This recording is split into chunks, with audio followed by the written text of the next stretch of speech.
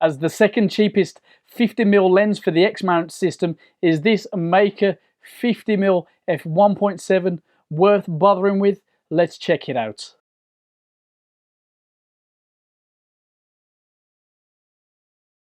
Let's crack this open then, see what's inside.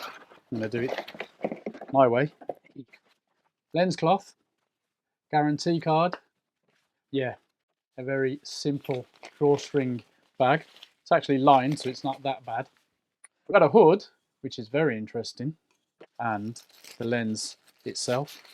So we've got a 75mm full frame equivalent from this.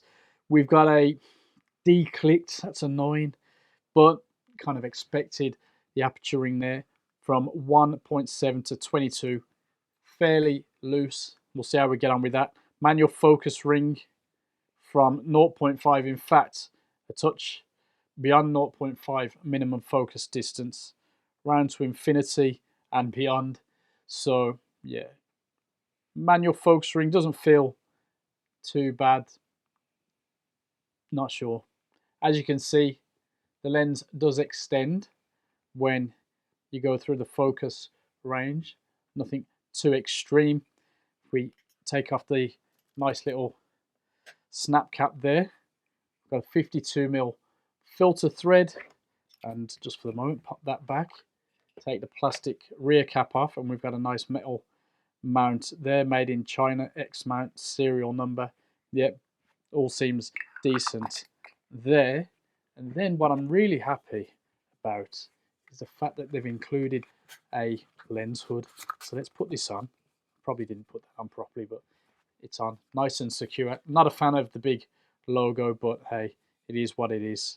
And I seem to have got a tiny little mark there, but that's nothing. I think that's a decent inclusion. You don't often get lens hoods in stuff this cheap, so that's pretty cool. The weight of this without the caps, so like this, you know, what's basically going to be on your camera when you're using it, 309 grams. So not too bad at all, considering this is going for around £79. It's the cheapest lens at this focal length for Fujifilm, without an adapter, we should add. So yeah, let's see how we fare with a bunch of random unedited sample shots, and then it will be a few thoughts in the summary section, but more importantly, over to you guys and girls in the comments below.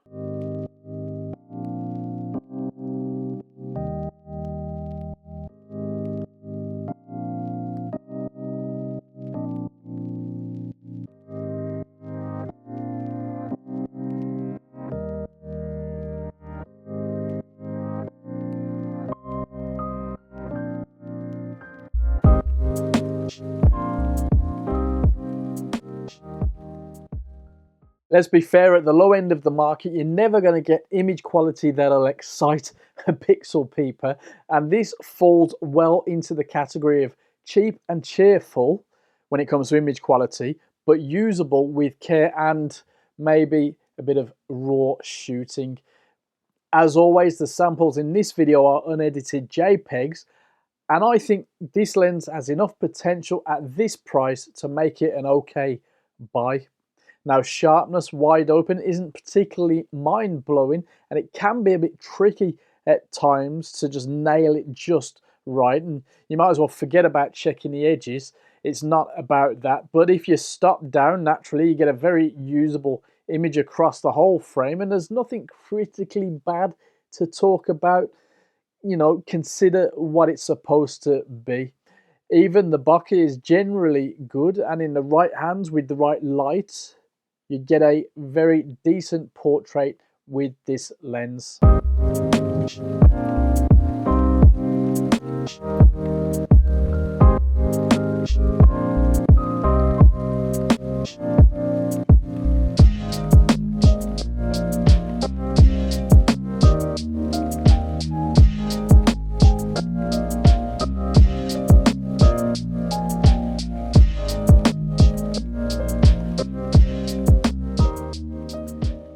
Manual focusing is easy enough, although it doesn't always seem to land perfectly.